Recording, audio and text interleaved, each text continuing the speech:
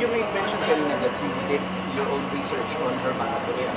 Anong extent ng research na ginawa mo? Did you have to talk to people? Did you have to open books for this? Yes, sir.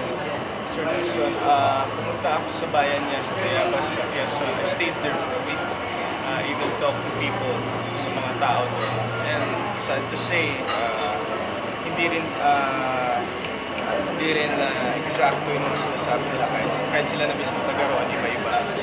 Umabot pa na nabasa ko yung diary nila sa Spain. Hindi na ako pumunta doon.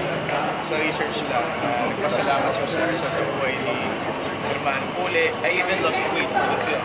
Sinadya ko na I lost 10 to 15 but before it's worst, 10 to 15 pounds. It's part of the script na from being a preacher.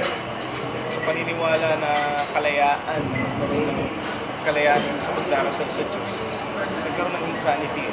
Dahil pinaglaban nila sa munisipyo na gawing legal. Nagkaroon ng gera, and sa script interpretation ko, he lost sleep, hindi na siya kumakain, because there's a lot of people na kailangan niya i-handle.